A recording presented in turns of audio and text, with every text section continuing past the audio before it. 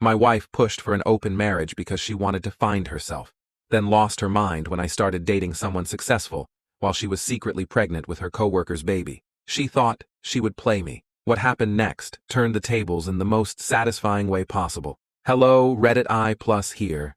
I used to think my life was predictable in a comforting way. Married for 6 years, living in a quiet neighborhood, working in IT, while my wife worked in marketing at a mid-sized company. Let us call her Tessa. For years, I thought we were happy. We traveled.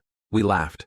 Or at least, I thought we did. When things slowed down and real life settled in, something changed. She started spending more time working late, coming home smelling like a mix of perfume and regret, scrolling endlessly through social media, where everyone seemed richer, hotter, and more adventurous. Then she sat me down one night with the most serious face I had ever seen. I need to discover who I really am. Those words should have warned me. Instead, like a fool blinded by love, I asked what she meant. She said she did not want a divorce. She still loved me. She just wanted freedom. She wanted an open marriage. She said it like she was asking to borrow sugar. I said no at first. I valued loyalty. She cried, accused me of not supporting her growth, said everyone was doing it now, that if I loved her, I would not cage her spirit. Those words broke something in me. Eventually I agreed. Not because I wanted to, but because I wanted to see if she was right. Maybe I was the problem. Maybe love meant letting go of expectations. That was my first mistake. The first discovery. I realized she never wanted equality.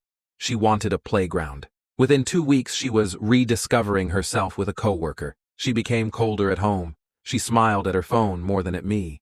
She acted like I was lucky she still came home at all. Meanwhile, I had zero interest in going out. I was depressed. I kept the agreement at first, but did nothing with it, until fate kicked the door in. A friend insisted I go to a small tech and entrepreneurship networking dinner. That was where I met Grace. Confident, brilliant, kind. She actually listened when I spoke. She ran her own small company, had ambition, humor, and emotional intelligence. Talking to her felt like breathing after months underwater. I told her I was in an open marriage. She did not jump in recklessly. She asked questions. She wanted to understand. Eventually, we agreed to go slow. For the first time in months, I smiled without forcing it. When my wife found out I was seeing someone, she laughed. You will never do better than me. Except, I did. And that was when everything began to unravel. The shift. She did not expect me to win. Suddenly, she started paying attention again. She wanted details. She wanted to know where I was, when I was home, why I was smiling at my phone. She went from detached to obsessed. She started trying harder, cooking, wearing lingerie, acting like a loving partner. She assumed I was seeing someone desperate, until she accidentally saw a photo of me and Grace at an event. She saw how beautiful, composed, successful, and happy she looked. She saw how genuinely joyful I was. Her face changed. That was the first time I saw fear in her eyes. Suddenly she wanted to close the marriage. She wanted to rebuild. She realized what mattered. I told her we would talk about it. I just needed time. That was when the real truth started bleeding through. Hidden signals, sick days, whispers, and panic. Tessa started getting sick. Nauseous, dizzy, exhausted. She started taking mental health days. She would sneak away with her phone, whispering, crying sometimes. I listened. I observed. I stayed gentle. Something felt wrong. Meanwhile, Grace encouraged me to slow down emotionally until I understood my marriage fully. She did not push. She told me I deserved clarity. Then one evening I came home early. I heard my wife on the phone, not crying, panicking. He still thinks it is open. I cannot tell him yet. No, I do not know if it is yours or his. Stop yelling. We will figure it out. My heart stopped. Pregnant. Possibly not mine, but that was not even the worst part. She was hiding it while trying to trap me emotionally back into a closed marriage so she could lock in security before the truth came out. That was the moment love died. What replaced it was calm. Cold, strategic calm. The investigation, I started documenting everything quietly. Dates, behaviors, screenshots when I could. I went to a lawyer just to understand my rights. Turned out, in my region, if I remained married when the baby was born, I could automatically be considered the legal father, unless I challenged it aggressively with proof. Meaning, she could plant another man's child on me, then file for support later. That was the plan. The open marriage had never been about growth. It was about keeping me emotionally available as a safety net while she played. Now reality came for her. I waited. Then I confronted her very gently. You have not been feeling well lately. Did you want to see a doctor together? She froze. Eventually she broke down and admitted she was pregnant. She lied about everything else. It is yours. It just happened. I still love you. We can fix this. I almost admired the effort. I said nothing. I asked for a paternity test after birth. She screamed. She called me cruel, insecure, abusive, controlling, heartless. That reaction told me everything. My silence terrified her. The confrontation that shattered her confidence. 2 weeks later, she broke down again and admitted there was a chance it belonged to someone else. The coworker. The same one she ran to first. The one who ghosted her once she got serious. She begged me to stay anyway. She wanted me to raise it, because I was the stable one. She promised to be loyal from now on. She promised therapy. She promised everything. But I already had all I needed.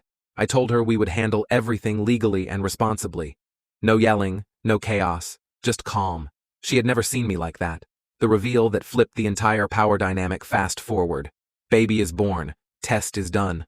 Not mine.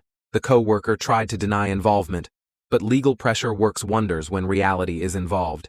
He was forced to step up financially, whether he wanted to or not. Meanwhile, I filed for divorce the exact week the results came in. She thought I would stay. She thought guilt or pity or history would save her. Instead, she walked into court with tears and shaky breath, while her fantasy burned to ash. Everything she mocked me for, everything she took for granted, every silent betrayal, stood in the room with us like witnesses. The judge listened. The evidence spoke. Her lies unraveled. She ended up with financial strain, a destroyed reputation at work since her affair drama spilled into HR, and a life that suddenly looked very different from the glamorous freedom fantasy she had chased. And me? I walked out lighter. Peaceful. Free. Grace stayed. Not as a rebound. Not as a rescuer. As someone who respected me enough to tell me to choose myself first. Someone who saw my scars and did not flinch. We are taking our time. No rushing. No illusions. Just honesty. People ask if I regret agreeing to the open marriage. No. It revealed who she truly was. It revealed who I truly was. It forced truth into daylight. She wanted to play games. She ended up playing herself. She wanted control. She lost it completely. She wanted freedom. She found consequences. As for me, I learned the most important lesson of all. If someone asks to find themselves, let them. Just make sure you do not lose yourself waiting. Sometimes the most satisfying revenge is not rage. It is dignity. It is silence. It is walking away while everything they built on lies crashes behind you. And that final sound, that is not destruction. That is peace. You see, divorce filings have a strange way of waking people up. Reality suddenly becomes real instead of hypothetical. For weeks, she had convinced herself I would change my mind, that I was only hurt, that this was some dramatic phase. Then the papers arrived. No shouting from me, no tearful breakdown, just documented reality and legal clarity. She called me at midnight, crying at first, then apologizing, then bargaining. She said we could start fresh. She said she finally understood what she lost. She said, this doesn't have to destroy us. When I stayed calm and firm, the tears stopped. The sweetness switched off like a light and something colder came out. She tried the next strategy. Control. You do realize I can still take you to court, right? You think you can just walk away and leave me like this with a child to raise? I will make sure everyone knows what you did. I will ruin you, emotionally and financially. Her voice was steady, like she truly believed it. She thought fear would reel me back in, except fear stopped working on me months ago. I told her politely she was free to do whatever she thought was best. I wished her a good night and hung up. For the first time, she realized the power she once wielded over me really was gone. I should have expected it. She went public with a poor me narrative. Suddenly, her friends and some family were sending me carefully worded messages about giving her another chance, being compassionate, and thinking of the baby. She told people I abandoned a pregnant wife in her time of need. She made herself the martyr. She conveniently deleted the truth. But gossip has a short shelf life. Evidence does not. When the truth came out about the affair, the coworker, the paternity test, and the timeline, her victim halo evaporated. Friends she had manipulated started quietly drifting away. Family members stopped defending her. Even some of her closest supporters told her flatly that she did this to herself. She did not expect that. She always thought she could charm her way through consequences. Not this time. The court threat becomes real. She tried to drag me into court anyway. Her argument was emotional rather than legal. She claimed I owed her stability because I had been her husband when she needed support most. She argued that even though the child was not mine biologically, I was morally responsible because I knew her best, and she never intended to hurt me. She cried hard in front of the judge. I stayed calm. I stayed factual. I stayed consistent. I did not have to exaggerate. The truth was powerful enough. The judge was not swayed by dramatics. Courts care about responsibility, evidence, timelines, and legal standing, not emotional guilt-tripping. Her threats collapsed under basic scrutiny. What made it worse for her was the fact that she had tried to actively manipulate outcomes while hiding pregnancy truths. That detail did not sit well with the court system. Her attempt to trap me financially failed in a single brutal session of reality. The coworker, the actual father, was formally linked and placed under legal obligation. He tried to fight it too, but biological facts do not argue. Two lives, both trying to avoid accountability, were forced to face it. With legal threats gone, she tried one more tactic. She tried nostalgia. Suddenly, she remembered every sweet memory, every trip, every holiday, every inside joke. She sent long paragraphs about the life we once dreamed of.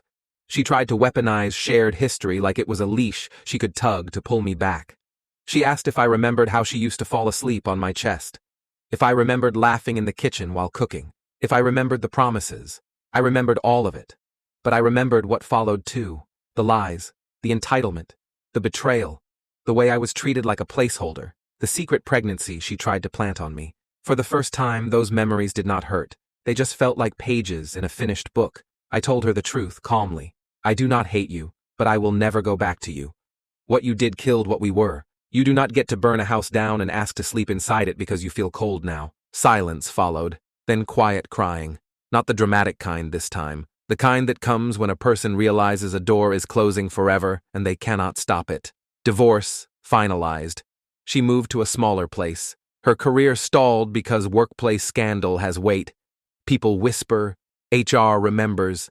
She is raising a child with a man who never wanted to be a father and never wanted her beyond a thrill. Their connection is obligation, not love, and she knows every part of that is because of her own choices. As for me, I kept my peace. I kept my dignity. I kept my life. Grace remained steady, never rushing me, never pushing me, respecting every step of my healing. She saw me survive a storm without losing my integrity. Whether our relationship becomes lifelong or simply a meaningful chapter, I already won. Because I came out better, not bitter. Final lesson. She tried manipulation. She tried fear. She tried court. She tried guilt. She tried nostalgia. All of it failed. Because when someone finally heals, finally wakes up, finally chooses self-respect over chaos, they become untouchable. She once said she wanted to find herself. She did, just not the version she expected. And the day she realized I was truly gone was the day she finally faced the truth. She did not lose a man she could control. She lost a man who would have done anything for her until she taught him not to.